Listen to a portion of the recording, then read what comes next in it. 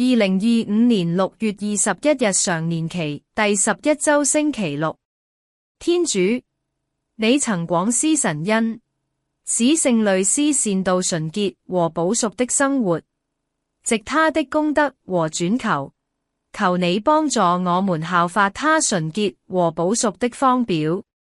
因你的聖子，我們的主耶穌基督，他和你及聖神，是唯一天主，永生永王。亞孟。哥林多後書12章1至10節。異象和啟示。雖然自誇無益，我還是不得不誇。我現在要提到主的異象和啟示。我認識一個在基督裏的人，他在14年前被提到第三層天上去，或在身內，我不知道，或在身外，我也不知道，只有上帝知道。我認識的這樣的一個人，或在身內，或在身外，我都不知道，只有上帝知道。他被提到樂園裏，聽見隱秘的言語，是人不可說的。為這人，我要誇口，但是為我自己，除了我的軟弱以外，我並不誇口。就是我願意誇口也不算狂，因為我會說實話，只是我絕口不談。恐怕有人把我看得太高了，過於他在我身上所看見所聽見的，又恐怕我因所得的啟示太高深，就過於高抬自己，所以有一根刺加在我身上，就是撒旦的差役來折磨我，免得我過於高抬自己。為了這事，我曾3次求主使這根刺離開我。他對我說：我的恩典是夠你用的，因為我的能力是在人的軟弱上顯得完全。所以，我更喜歡誇耀自己的軟弱，好使基督的能力覆庇我。為基督的緣故，我以軟弱、凌辱、艱難、迫害、困苦為可喜樂的事，因為我什麼時候軟弱，什麼時候就剛強了。恩典與能力。神的恩典在軟弱中顯為完全。保羅3次求主挪去身上的刺，但主回應：我的恩典是夠你用的，因為我的能力是在人的軟弱上顯得完全。神的能力不是在人的強大中彰顯，而是在人的不足和軟弱中顯明出來。恩典是持續的、夠用的力量，不是一次性的賜予，而是每日扶持。苦難的目的與意義。保羅的刺並非神的棄絕，而是神用來防止驕傲、維持謙卑的工具。苦難和試煉有神聖的目的，不單是試煉信心，也是防止屬靈上的自高。撒旦的攻擊雖出於惡意，但神主權掌管，可轉為成聖的機會。真誇口在於軟弱，而非屬靈經歷。保羅明明有被提到樂園的榮耀經歷，卻不願以此自誇，反以軟弱為榮。真正屬神的人，不以屬靈經歷為炫耀之本，而以基督的能力為榮。屬靈領袖的權柄，不在於異象、啟示或神蹟，而在於謙卑與對主的倚靠。導致的屬靈邏輯，軟弱成為剛強。保羅說：我什麼時候軟弱，什麼時候就剛強了。基督徒生命是逆向世界價值的生命，在承認無能時，神的能力臨到。軟弱成為經歷基督覆庇、能力充滿的管道。屬靈經歷的神秘性與限制。保羅描述異象時，強調或在身內，或在身外，我不知道，只有上帝知道。真正的屬靈奧秘屬於神，不必過分追求或解釋神秘經驗。屬靈經歷的重點，不是經歷本身，而是經歷後生命的謙卑與信服。神學與應用，在軟弱中學習倚靠神的恩典。不論遇到什麼身體、心理或屬靈的軟弱，不要自怨自艾，將自己的不足和困難帶到神面前，信靠他的恩典夠用，他的力量會在你軟弱時顯明。當工作壓力大、情緒低落時，學習以禱告和聖經安慰自己，以謙卑的心態面對屬靈經歷與恩賜。不因擁有特殊恩賜、異象、知識就自高自大，懂得將榮耀歸給神，不以屬靈經歷作為自我價值的標準。與弟兄姊妹保持謙卑關係，避免攀比或嫉妒。看待苦難為神恩典的管道，不逃避試煉，視苦難為神塑造品格、信心的過程。在困難中學會感恩和喜樂，因這是神恩典的具體體現。如遇到身體疾病、家庭困境，堅持信靠神，見證他在軟弱中的能力。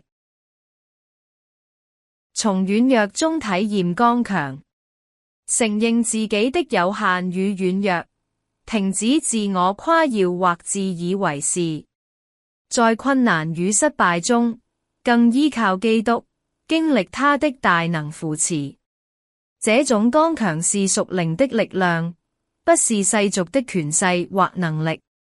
求神賜忍耐與謙卑的心，在屬靈爭戰或被試探時，求主賜耐心與謙卑，承認自己的有限，讓身上的刺成為警戒，使你不至於自負。以他的恩典為力量，靠主剛強行事，在見證與服事中彰顯基督的能力。不以自己的成功或能力誇口，反而讓基督的恩典和能力透過你的軟弱顯明。服事他人時，謙卑依靠神，讓神的愛和大能藉你流露，讓他人看到不是你的能力，而是基督在你裡面的工作。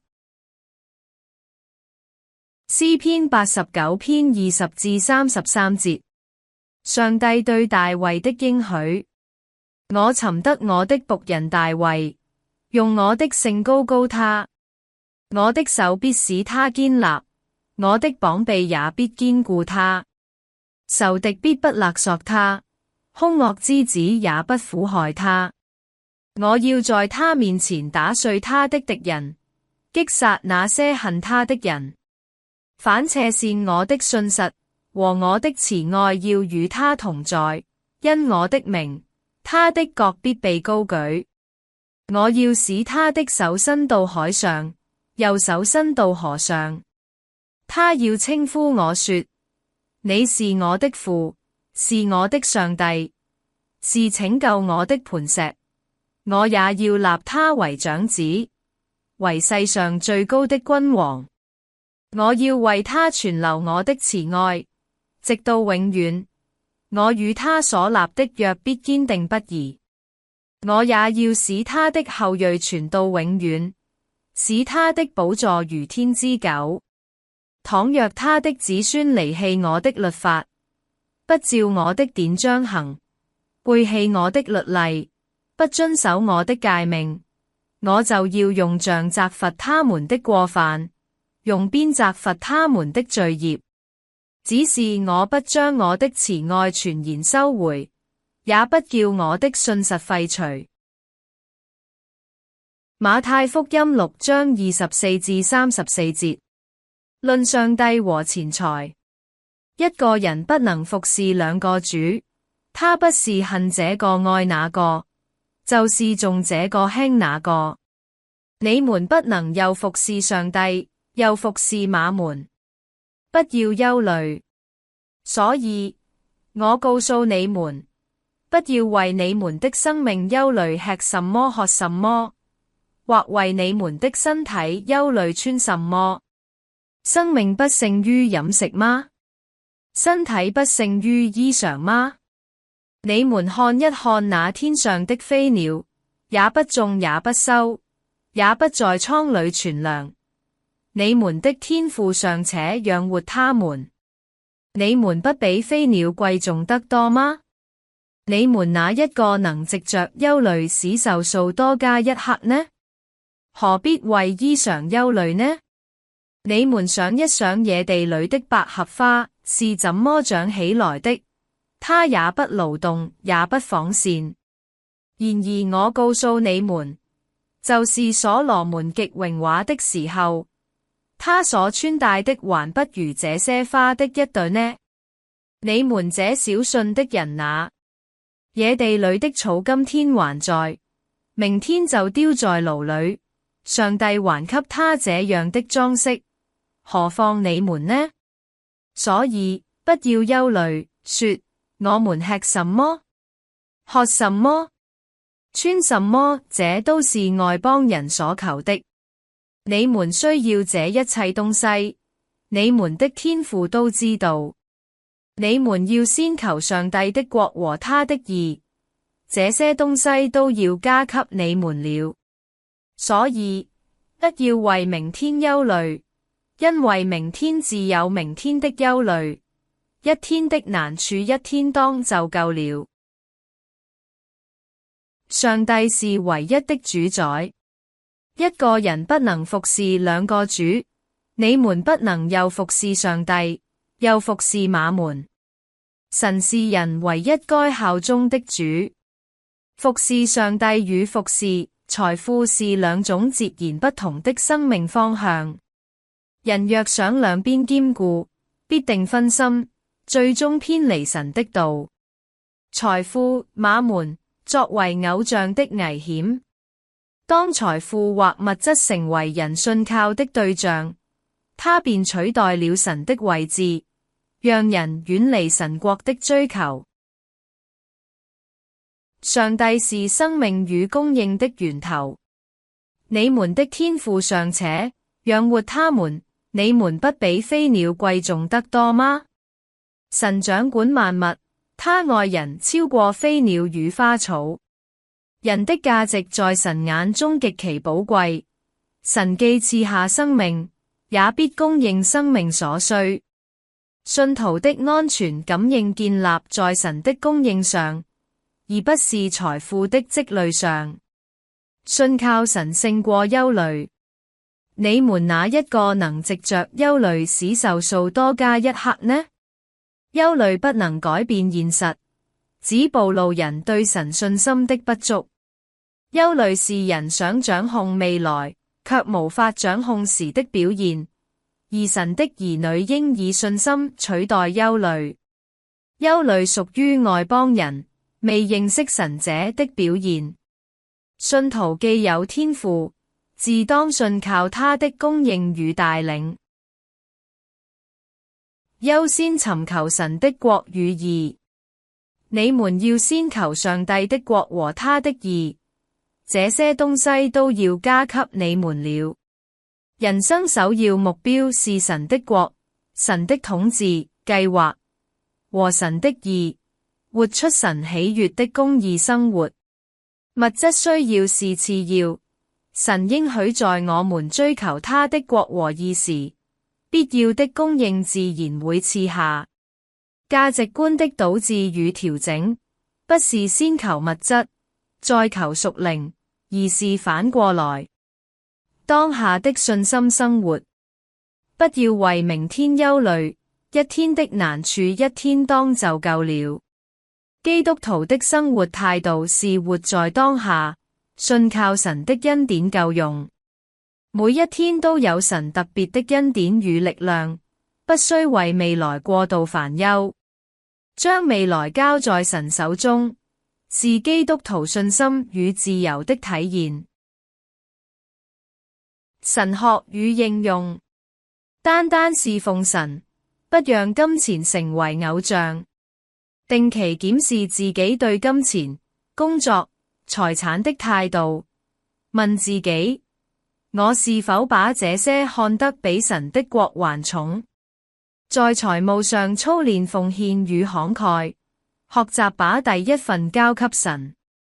工作、理財、侍奉時，時常禱告求神指引，不被貪心驅動，信靠神的供應，減少憂慮。當感到焦慮時，學習禱告交託，而不是只靠自己的計劃和努力。每日感恩記錄神的供應，如一頓飯、一句鼓勵話、一份收入。不陷入如果怎麼辦的憂慮，而是專注今日的責任。優先尋求神的國和義，每天花時間靈修、讀經、禱告，把神放在生活首位。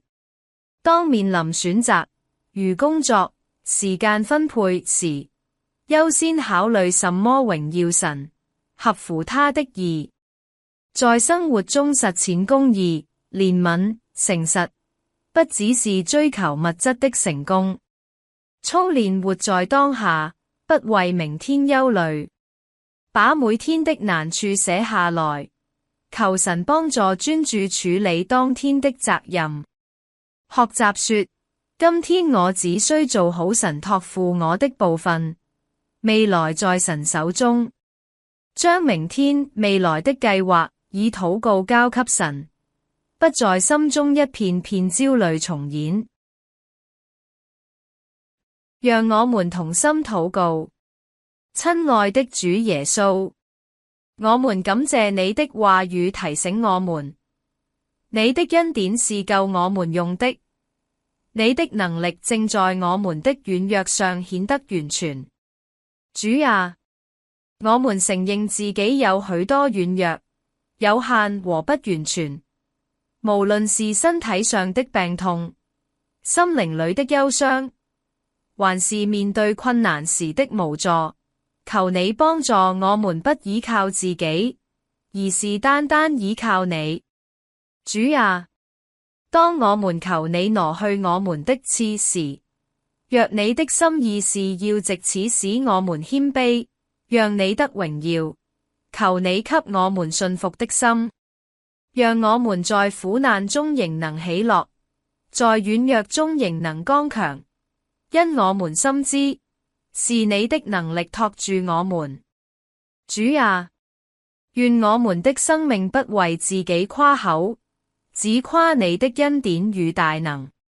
讓我們成為你恩典的見證，使人從我們的軟弱中看見你的榮耀。因為國度、權柄、榮耀，全是你的，直到永遠。奉主耶穌基督的名禱告，阿門。